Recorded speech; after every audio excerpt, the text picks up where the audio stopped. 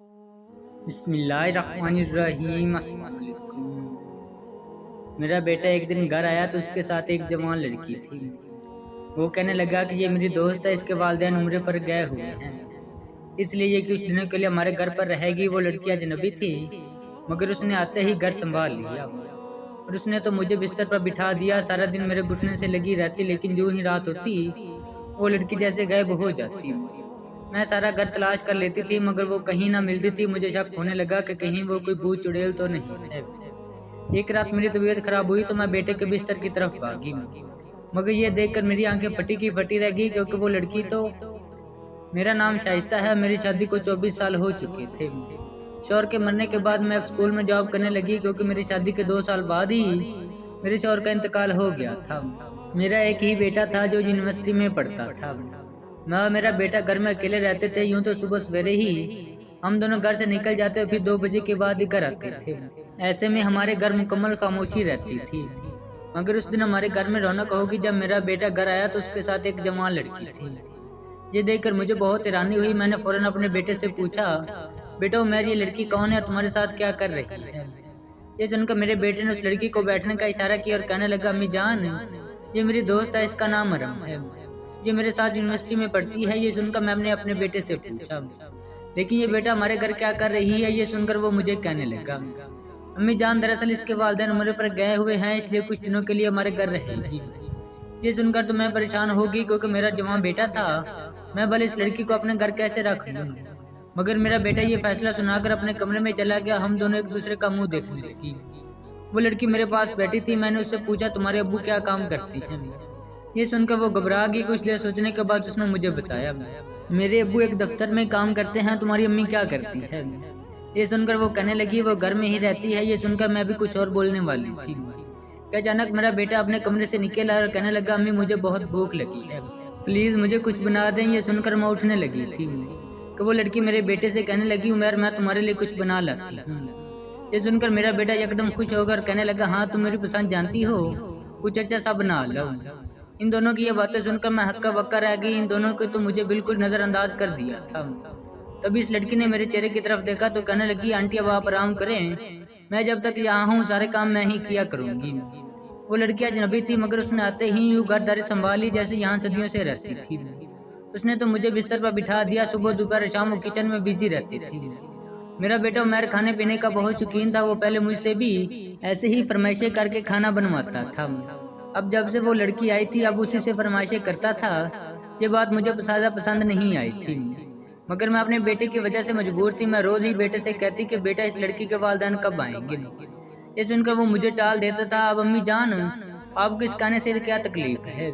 आपने देखा है कि उसने आते ही सारा घर संभाल लिया है, आपको तो खुश होना चाहिए था। क्या आपके सारे काम हो जाते हैं? ये सुनकर मैंने अपने बेटे को समझाने के अंदाज में कहा, बेटा मैं तुम्हें कैसे समझाऊं कि मुझे इस लड़की के आने से क्या टेंशन है? तुम्हें नहीं पता कि अगर किसी ने इसे हमारे घर में देख लिया तो ये बात मिनटों में पूरे मोहल्ले में फैल जाएगी। ये सुनकर मेरा बेटा कहने लगा, अम्मी जान आप लोगों की फिक्र ना करें, मैंने खुद ही समझा लूंगा। बेटे का ऐसा रवैया देखकर मैंने दोबारा इसके सामने ये बात नहीं की और दुआ करने लगी कि इस लड़की के वालिदैन जल्दी से घर आ जाए और मेरी जान इससे छूट जाए। वैसे तो वो लड़की बहुत ही मासूम थी, सारा दिन मेरे घुटने से लगी रहती, लेकिन जो ही रात होती वो लड़की जैसे गायब हो जाती थी। इस बात ने मुझे परेशान कर दिया था। दरअसल मुझे शुरू से ही नींद बहुत कम आती थी, इसलिए मैं नींद की गोलियां यूज करती थी। इसी वजह से मुझे बहुत गहरी नींद आती थी और मुझे रात भर किसी के बात का कोई होश नहीं रहता था। एक रात मैं बहुत थकी हुई थी। मैंने बिस्तर पर सर रखा तो मुझे नींद आ गई, लेकिन आधी रात के वक्त मेरी आंख खुल गई। मैंने पानी पीने के लिए किचन में चली गई। मैं वापस आई तो मैंने देखा कि वो लड़की तो अपनी चारपाई पर नहीं थी। ये देखकर मैं घबरा ही गई। ये गर्मी का मौसम था, इसलिए हम लोग बाहर ही सोते थे। इस लड़की के आने से पहले मैं और मेरा बेटा अपनी चारपाई से इनमें डाल लेते थे, मगर जब से ये लड़की हमारे घर आई थी मेरा बेटा ऊपर छत पर सोने लगा था। अभी मैंने इस लड़की को अपनी चारपाई पर नहीं देखा तो मेरा दिल जोर जोर से धड़कने लगा। ये लड़की इतनी रात गया कहाँ गई थी, इस ख्याल ने तो मेरी नींद ही उड़ा दी थी। मैं जल्दी से घर के अंदर गई, उसे तलाश करने लगी, मगर वो तो जैसे कहीं गुम ही हो गई थी।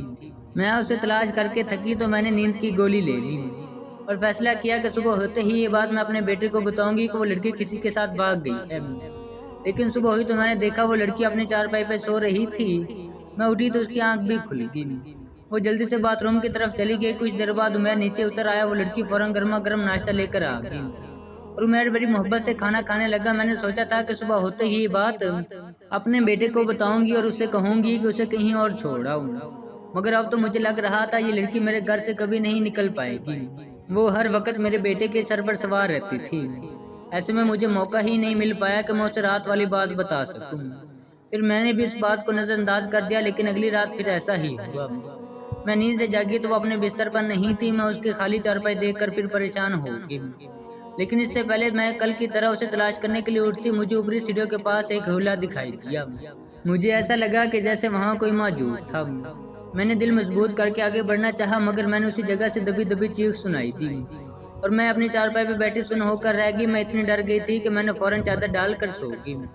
صبح ہوئی تو میں نے گھبرا کر اس لڑکی کی چارپائی کی طرف دیکھا، وہ اس پر موجود تھی اور مجھے اٹھتا دیکھ کر خود بھی اٹھ گئی۔ اسے دیکھ کر مجھے رات والا واقعہ یاد آ گیا اور مجھے پھر سے ڈر لگنے لگا۔ میں نے سوچا کہ یہ بات تو ضرور اپنے بیٹے کو بتاؤں گی، مگر اس دن بھی مجھے موقع نہ مل پایا۔ شام ہوئی تو باہر سوتے وقت مجھے ڈر لگنے لگا۔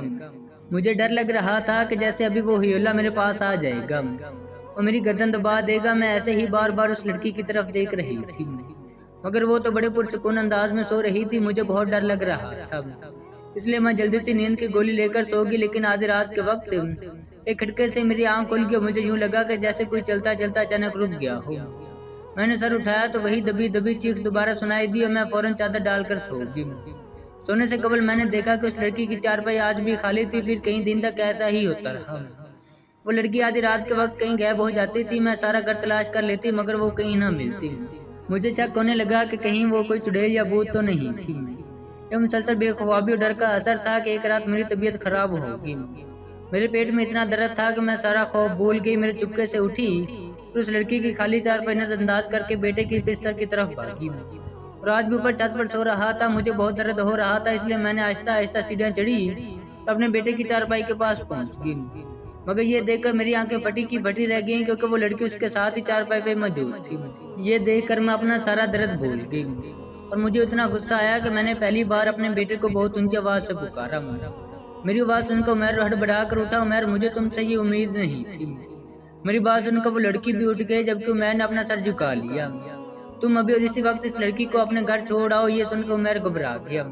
امی، آپ پہلے میری بات سنیں، اس کے بعد آپ چاہیں تو مجھے 100 جوتے مار لیں۔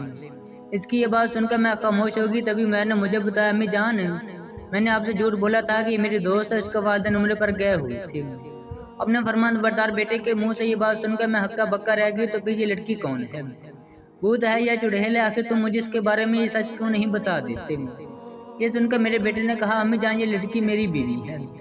میرے بیٹے نے اس لڑکی کا ہاتھ تھام کر کہا۔ یہ سن کر میں سکتے میں آ گئی۔ میں نے کبھی سوچا بھی نہیں تھا کہ میرا بیٹا چوری چھپے اتنا بڑا کام کر چکا تھا۔ میں صدمے کے مارے وہیں چارپائی پہ بیٹھ گئی۔ اب یہ بھی بتا دو کہ یہ شادی اس کے والدین کی اجازت سے کی ہے یا پھر اس لڑکی کو بھگا کر لے آئے ہو؟ یہ سن کر وہ لڑکی کہنے لگی، نہیں امی جی، میرا اس دنیا میں کوئی نہیں ہے، اس لیے جب میں عمیر سے ملی تو میں نے فوراً شادی کر لی، مجھے اپنے گھر لے آیا اور کہا کہ تم میری امی کا دل جیت لو، پھر اس کے بعد شادی کے بارے میں امی کو بتا دوں گا۔ اور رات کے وقت وہ بھوت بھی میں ہی ہوتی تھی جس سے آپ ڈر گئی تھی، ورنہ مجھے تو ڈر تھا کہ اس عمر میں مجھے تھانے بھی جانا پڑے گا۔ پھر میں اپنے بیٹے کی خاطر میں نے اس لڑکی کو اپنی بہو مان ہی لیا۔ اولاد کے غلط فیصلے اکثر والدین کے لیے بہت بڑی مصیبت بن جاتے ہیں، لیکن ناسمجھ اولاد یہ بات کبھی نہیں سمجھ سکتی، لہٰذا والدین کو ہی اس موقع پر بڑے پن کا مظاہرہ کرنا چاہیے۔ اختتام۔